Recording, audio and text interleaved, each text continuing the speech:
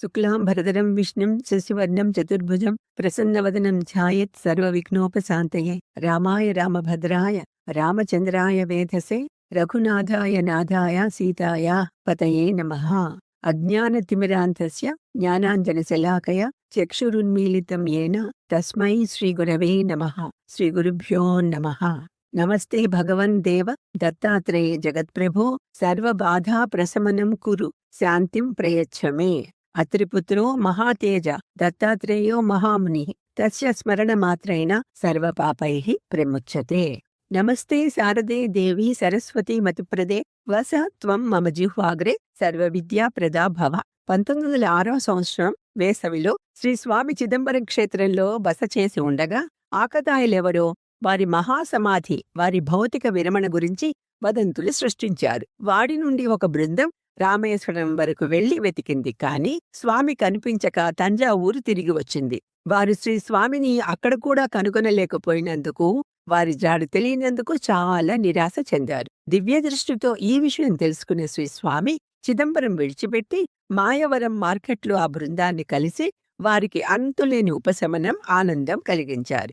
అలాంటి పుకార్లను నమ్మవద్దని, తమ దేహం సమాప్తమయ్యే ప్రదేశం, సమయం అందరికీ ముందే తెలిసిపోతుందని వారికి చెప్పారు. 1911లో కురంగడ్డలో చాతుర్మాస సమయంలో ఒక కాకి శ్రీ స్వామివారి తలపై 3 సార్లు పొడిచింది. అప్పుడు శ్రీ స్వామి కాకి బారిన పడిన వ్యక్తి 6 నెలల కంటే ఎక్కువ కాలం జీవించరని ప్రకటించి తమ శరీరంతో వారికి ఏర్పడిన ఉన్న అనుబంధాన్ని ముగించుకోమని కోరారు. కాని దత్తప్రభువులు ఈ ప్రమాదం నుండి ఉపశమనం కోసం శ్రీస్వామి వారిని గోదావరి, వెంగంగ సంగమ క్షేత్రంలో స్నానం చేయమని సూచించారు. శ్రీస్వామికి మరణమంటే భయం లేకపోవటం, శరీరంపై నిర్లిప్తత ఈ సంఘటనల వల్ల స్పష్టం అవుతాయి. అశ్వత్థామ నిర్దేశం ప్రకారం శ్రీస్వామి గరుడేశ్వరకు వచ్చారు. శివుని అనుగ్రహం కోసం శ్రీ విష్ణువు వాహనం అయిన గరుడు ఈ ప్రదేశంలోనే తపస్సు చేశాడు. అక్కడికి చేరిన 1 నెలలోనే ఇకపై ఎక్కడికి వెళ్లమని వారు శ్రీ రామశాస్త్రి ప్రకాష్ గారితో చెప్పారు. భారతదేశం నలుమూలల నుండి వందలాది మంది భక్తులు తరలి రావటంతో అప్పటి వరకు నిర్జనమైన ఆ ఆలయం అనతి కాలంలో తీర్థయాత్రా స్థలంగా మారింది. స్వామివారి భక్తులు, యాత్రికుల కోసం వంటగది, ఇతర సౌకర్యాలతో వసతి గృహాలు నిర్మించి రోజువారీ కార్యకలాపాలు నిర్వహించేవారు. రోజూ కొన్ని వందల మందికి భోజనం పెట్టవలసి ఉండేది. పనులు సజావుగా సాగేవి. సాధారణంగా మధ్యాహ్నానికి వచ్చే అతిథుల కోసం ఒక నిర్దిష్ట వంటకాన్ని తయారు చేయమని శ్రీస్వామి చాలాసార్లు ఆదేశించేవారు. ప్రతిరోజు ఏదో ఒక అద్భుతం జరుగుతూ ఉండేది. తమ సమస్యల నుంచి ఉపశమనం పొందేందుకు అన్ని మతాల వారు, అన్ని కులాల వారు తరలి వచ్చేవారు. స్వామి ఎవరి విశ్వాసానికి భంగం కలిగించకుండా అందరికీ సహాయం చేసేవారు. ముస్లింలకు ఖురాన్ నుండి ఆయతులను పఠించమని కూడా సూచించేవారు. కొందరు పార్సీలు కూడా వచ్చి ఆయన అనుగ్రహం పొందారు. ఒకనాటి ఉదయం తమ దైనందిన ఉపన్యాసం తర్వాత శ్రీ స్వామివారు సభలో ఈ విధంగా ప్రసంగించారు. ఈ రోజు నేను నా జీవితమంతా ఉపన్యాసాలు, రచనల ద్వారా బోధిస్తున్న అన్ని విషయాల సారాంశాన్ని మీకు తెలియజేయదలుచుకున్నాను. మళ్లీ మళ్లీ సంభవించే జనన మరణాల నుండి విముక్తి పొందటమే మానవ జీవితం యొక్క ప్రాథమిక లక్ష్యం. దీనికోసం ప్రతి వ్యక్తి తన వర్ణానికి, ఆశ్రమానికి అనుగుణంగా గ్రంథాలచే నిర్దేశించబడిన మతపరమైన బాధ్యతలను తప్పక నిర్వర్తించాలి. అలా చేయటం వల్ల మనసు స్థిరత్వాన్ని పొందుతుంది. తరువాతి దశలు అయిన వేదాంత, వేదాల సారాంశం, అధ్యయనం, శ్రవణం, చింతన, మననం, ధ్యానం, నిధి, ధ్యాస చేయడానికి ఈ స్థిరత్వం చాలా అవసరం. అధ్యయనంపై దృష్టి కేంద్రీకరించాలి. అంటే ఆధ్యాత్మిక పరిణతి చెంది విరక్తులైన వ్యక్తుల యొక్క ప్రవచనాలను వినాలి. ఇది మనసులో ప్రలోభాలు కలగకుండా చేస్తుంది. తత్ఫలితంగా ఏర్పడే ధార్మిక, సాత్విక ధోరణి మాత్రమే మనిషి యొక్క ఆధ్యాత్మిక ఉన్నతికి తోడ్పడుతుంది. సాత్విక స్వభావాన్ని పెంపొందించుకోవడానికి ఆరోగ్యకరంగా, హితంగా, పరిమితంగా, స్వచ్ఛంగా ఉండే ఆహారం తీసుకోవాలి. సాత్విక స్వభావానికి సంకేతాలు: ఒకరి మతంపై దృఢ విశ్వాసం, మతపరమైన ప్రవర్తనా విధులను, స్నాన, సంధ్య, దేవపూజ, క్రమశిక్షణ పాటించటం, అతిథి సత్కారం, గోమాతకు సేవ, మనస్ఫూర్తిగా కథలు, కీర్తనలు, భజనలు, పురాణాలలో పాల్గొనటం, మృదువుగా దయతో మాట్లాడటం, ఎవరికి ఏ విధంగానూ హాని కలిగించకుండా చూడటం అనే 5 ప్రధాన యజ్ఞాలను నియమంతో ఆచరించటం. అతిథి సత్కారం, గోమాతకు సేవ, మనస్ఫూర్తిగా కథలు, కీర్తనలు, భజనలు, పురాణాలలో పాల్గొనటం, మృదువుగా దయతో మాట్లాడటం, ఎవరికి ఏ విధంగానూ హాని కలిగించకుండా చూడటం అనే 5 ప్రధాన యజ్ఞాలను నియమంతో ఆచరించటం. పురుషులు తల్లిదండ్రులకు, మహిళలు భర్తకు, అత్తమామలకు, ఇతర పెద్దలకు విధేయతతో సేవ చేయటం. జీవనోపాధి కోసం వాణిజ్యం, వ్యవసాయం, ఉద్యోగం మొదలైన వాటిలో ఏ మార్గాన్నైనా ఎన్నుకోవచ్చు. అయితే వేదాలు నిర్దేశించిన ప్రవర్తనను గాని, గురువుపై విధేయతను గాని ఎప్పటికీ వదులుకోకూడదు. మనం ధర్మపరమైన విధులను పాటిస్తేనే మనసు పవిత్రమవుతుంది. పవిత్రమైన మనసు మాత్రమే ఉపాసనపై, భగవంతుని వైపు పురోగతికి స్థిరపడుతుంది. అదే మనశ్శాంతికి ఏకైక మూలాధార. ప్రశాంతమైన మనసు ఉంటేనే మోక్షానికి ఏకైక సాధనమైన ఆత్మజ్ఞానాన్ని పొందటం సాధ్యపడుతుంది. తరువాత జ్ఞానం పొందడానికి 7 ఆధారాలు ఉదహరించి శ్రీ వాసుదేవానందులు ఇలా ముగించారు. ఇది సంక్షిప్త సారాంశం. ఈ సలహాను పాటించే వ్యక్తి సంపూర్ణ ఆనందాన్ని పొందుతాడు. 1914 వేసవిలో ఎంతో కాలంగా శ్రీ స్వామీజీని బాధిస్తున్న విరేచనాలు మరింత తీవ్రమవటంతో వారి ఆరోగ్యం వేగంగా క్షీణించింది. ఇది తెలుసుకున్న పూజారులు పాదుకలకు అఖండ అభిషేక, సంతత ధారాభిషేకం పూజలు ప్రారంభించారు. ఈ విషయం శ్రీ స్వామికి తెలియగానే ఈ శరీరం త్వరలో పడిపోతుంది కాబట్టి అనవసరంగా భగవంతుణ్ణి ఇబ్బంది పెట్టవద్దు అని అర్చకులకు సందేశం పంపారు. మందులు తీసుకోమని భక్తులు శ్రీ స్వామీజీని ఒత్తిడి చేయటం మొదలుపెట్టారు. వారిలా సమాధానమిచ్చారు: నేను త్వరలో ఈ శరీరాన్ని విడిచిపెడుతున్నాను కాబట్టి మందులు అనవసరం. శంకరాచార్యులు 32 సంవత్సరాలు మాత్రమే జీవించారు. ఈ దేహం చాలా కాలమే కొనసాగింది. ఇది 2 సార్లు పాముకాటు, 3 సార్లు కలరా, ఒకసారి సన్నిహితం, ఒకసారి ప్లేగు, 2 సార్లు కుష్టు, 2 సార్లు బొల్లి బారిన పడింది. విరేచనాలు దాదాపు నిరంతరమే. అప్పుడంతా మందెవరిచ్చారు? పుట్టినప్పుడే నియమితులైన వైద్యులు శ్రీ దత్తప్రభువులు ఇప్పటికీ నాతో అలాగే ఉన్నారు.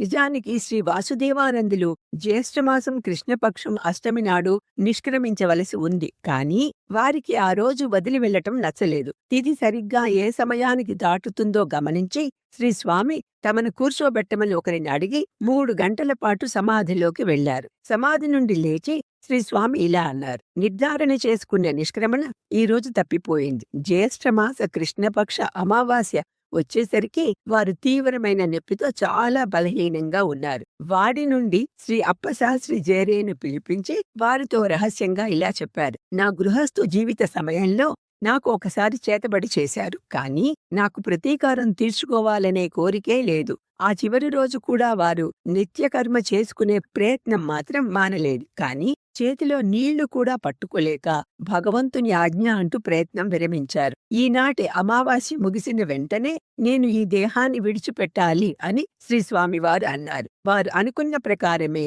అమావాస్య ముగిసి ప్రకాశవంతమైన ఆషాఢ శుక్ల పాడ్యమి మొదలైన వెంటనే శ్రీ వాసుదేవానంద స్వామి పశ్చిమాన భగవంతునికి అభిముఖంగా కూర్చుని స్థిరంగా ఒకవైపే దృష్టి పెట్టి త్రాటక చేసి శ్వాసను నియంత్రించుకొని ఒకసారి పెద్దగా ఓం అని ఉచ్చరించి తమ శరీరాన్ని విడిచిపెట్టారు. ఆ రోజు మంగళవారం, ఆర్ద్ర నక్షత్రం, ఉత్తరాయణం. శ్రీ టెంబేస్వామి వారి రచనలు. శ్రీ గురుచరిత్రం ద్విసాహస్రి సంస్కృతం 1889 మనగావ్ మహారాష్ట్రలో 12 రోజులలో రచించారు. శ్రీ దత్తపురాణం సంస్కృతం 1892 బ్రహ్మావర్త్ ఉత్తరప్రదేశ్లో రచించారు. శ్రీ దత్త లీలామృతాబ్ధిసార్ మరాఠీ 1897 మధ్యప్రదేశ్లో. ద్విసాహస్రి వ్యాఖ్య యోగ బోధ రహస్యాలతో చూర్ణికతో దీన్ని సంస్కృతంలో 1898 ప్రభాసపట్టం, ద్వారకా, గుజరాత్లో రాశారు. దీని మూల గ్రంథం దొరకట్లేదు. అందుకని వారు శిష్యులకి గుర్తున్నంత వరకు దీన్ని రాశారనమాట. శ్రీ దత్తపురాణ వ్యాఖ్య సంస్కృతం 1899లో సిద్ధాశ్రమం గుజరాత్లో రాశారు. 1900లో చిక్కల్దా మధ్యప్రదేశ్లో మాఘ మహాత్మ్యం అని మరాఠీలో రాశారు. తర్వాత మహత్పూర్ మధ్యప్రదేశ్లో 1901లో శ్రీ దత్త మహాత్మ్యం మరాఠీలో రాశారు. 1901లో మహత్పూర్ మధ్యప్రదేశ్లో శ్రీ దత్త కావ్య త్రిశతి అది సంస్కృతంలో రాశారు. శ్రీ గురు సంహిత సంస్లోకి సంస్కృతం 1902లో బ్రహ్మవర్తిలో ఉత్తరప్రదేశ్ అన్నమాట.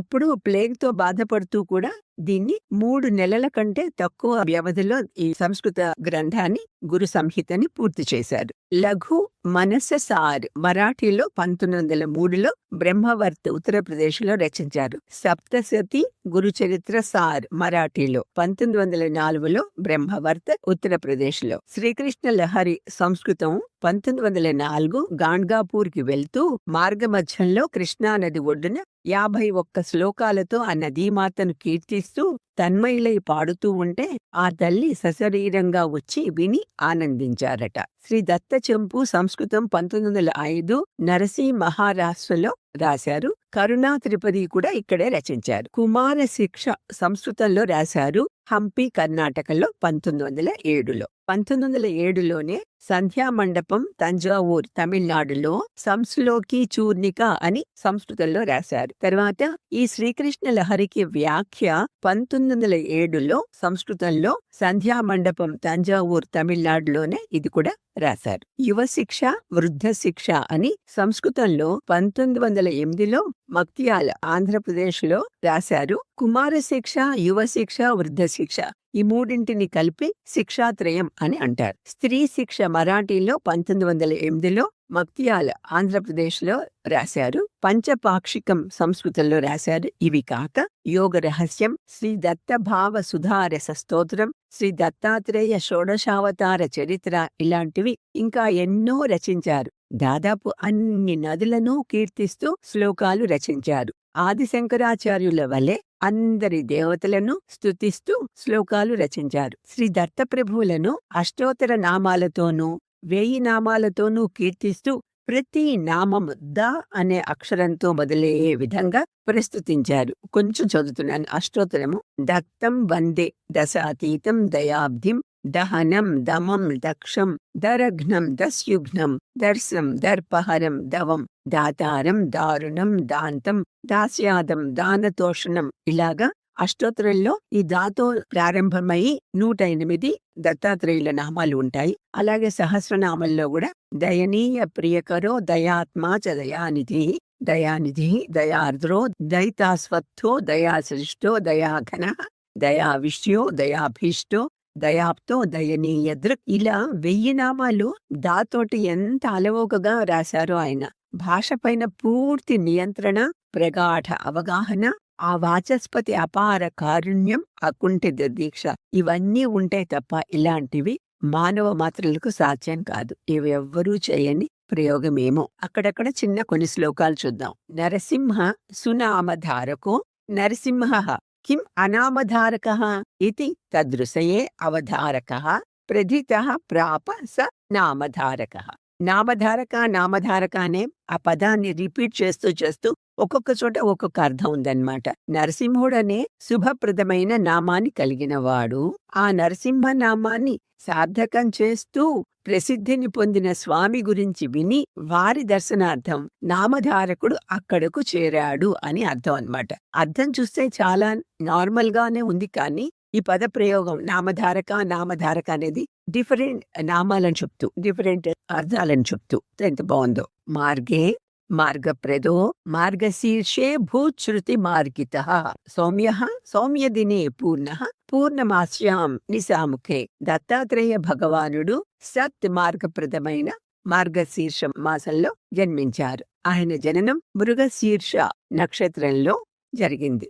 దీనిని జింక తల ద్వారా సూచిస్తారు. ఇది అన్వేషణకు చిహ్నంగా భావిస్తారు. ఆధ్యాత్మిక పరంగా చూసినట్లయితే దైవాన్వేషణ గురించి సూచిస్తుంది. పౌర్ణమి రాత్రి నాడు జననం పరిపూర్ణతను, ప్రకాశాన్ని సూచిస్తుంది. సౌమ్య దినాన అంటే బుధవారన్న బుధ గ్రహంతో సంబంధం. బుధవారము జ్ఞానము, ఆధ్యాత్మిక కార్యకలాపాలకు శుభప్రదంగా పరిగణింపబడుతుంది. దత్తాత్రేయుల వారి జన్మ ఇంత శుభప్రదమైన సమయంలో జరిగిందనేది ఎంత కమనీయంగా చెప్పారో. మార్గే మార్గప్రదో మార్గశీర్షే భూశ్రుతి మార్గితః సౌమ్యః సౌమ్యదినే పూర్ణః పూర్ణమాస్యాం నిశాముఖే. ఇలాంటివి ఆయన కవిత్వంలో చాలా ఉన్నాయి. ఒక్క అక్షరంతో మొత్తం శ్లోకం అంతా రాసేస్తారు, కానీ దాని మీనింగ్ ఎంత బాగా ఉంటుందో. తౌతాతి తాతీత తాత తత తంతు తతీతతే తత్తా తూతా తతాతే అంతాతీత తాది తతాతకః. ప్రకృతితో కూడిన ప్రకృతికి అతీతమైన భౌతిక సృష్టి యొక్క పరిమితులను త్రికాలంలోనూ త్రిదశల్లోనూ అధిగమించిన పరమాత్మవు నీవు. దేశం కాలం వస్తువు వంటి భేదాలు లేనివాడు. నీ బ్రహ్మస్వరూపం సర్వలోకాలకు మూలమైన పరబ్రహ్మం. నీవంతటా వ్యాపించి ఉన్నవాడు. సృష్టి స్థితి లయలను అధిగమించిన శాశ్వతమైన పరమతత్వమే నీవు అనేది తా అనే ఒక్క అక్షరంతో ఎంత తత్వం ఇందులో సృష్టించారో. ఇలాంటివి ఎన్నో ఉన్నాయి. అలాంటి మహానుభావులు ప్రాతస్మరణీయులకు పాదాభివందనం చేసుకుందాం. శివే రుష్టే గురుస్తరాత గురౌరుష్టే న కశ్చన లబ్ధ్వా కులగురుం సమ్యక్ గురుమేవ సమాశ్రయేత్. లబ్ధ్వా కులగురుం సమ్యక్ గురుమేవ సమాశ్రయేత్. శ్రీమత్ పరం బ్రహ్మ గురుం స్మరామి, శ్రీమత్ పరం బ్రహ్మ గురుం భజామి, శ్రీమత్ పరం బ్రహ్మ గురుం వదామి, శ్రీమత్ పరం బ్రహ్మ గురుం నమామి. శ్రీ గురవే నమః. శ్రీ గురుభ్యో నమః.